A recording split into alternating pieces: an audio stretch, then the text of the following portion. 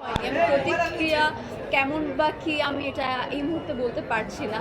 I am really nervous plus excited. তো একটু পরে দর্শকটা বের হবে, সো আপনারা নিজেরাই জানতে পারবেন।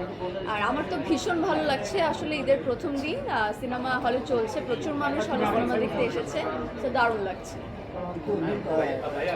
কাজল রেখার পরে রাইমাকে আপনাকে কিভাবে দেখছি, যেটা অনেকবার আপনি বলেছেন কিন্তু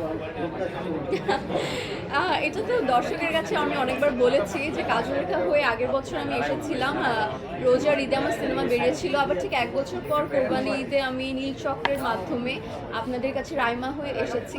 সো আমার কাছে আসলে খুব ভালো লেগেছে, কারণ আমি যে গল্পটায় কাজ করেছি নীল চক্রের, গল্পটা খুবই দুর্দান্ত এবং আমার কো-অ্যাক্টর যে আছে আরিফিন শুভ ভাই, he is a my dear person, আর এত পরিমাণে ভালো একজন মানুষ, ভালো একজন অভিনেতা, তো তার সাথে কাজ করে আমার ভালো লেগেছে, কাজটা দুর্দান্ত হয়েছে। তো আমি তো প্রত্যাশা রাখছি যে দারুণভাবে এগিয়ে যাক। আপু একটু প্রমোশনটা নিয়ে জানতে চাই যে নির্যাতন প্রমোশনের জায়গা থেকে অনেকটা পিছিয়ে আছে, কারণ কি আসলে? কারণ বেসিক্যালি আমাকে এটা প্রশ্ন করে লাভ নেই, কারণ আমি দিন শেষে অ্যাক্ট্রেস, তো আমার অভিনয় করা আমার কাজ। তো প্রমোশনের ব্যাপারটা বেসিক্যালি ডিরেক্টর প্রডিউসারকে জিজ্ঞাসা করলে ভালো হয়, তারাই বলতে পারবে যে মেইন অ্যাকচুয়ালি রিজনটা কী ছিল।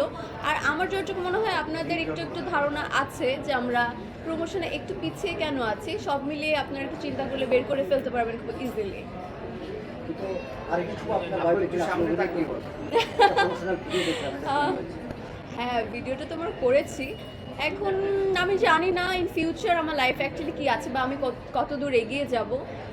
কখনো যদি কোনো একটা সময় এসে আমার বায়োপিক হয়, আমি জানি না তখনকার ওই সময় বা বয়স তার থাকবে কি না কি শুভ ভাইয়ের। সো যদি এরকম কোনো অপরচুনিটি আসে, সে যদি রাজি হয় আমার জন্য তো খুবই ভালো। কিন্তু আপনার বায়োপিক হলে এই প্রজন্মের কাকে আপনি চাইবেন, মানে এখন যারা অনেক ছোট আপনার কাছে?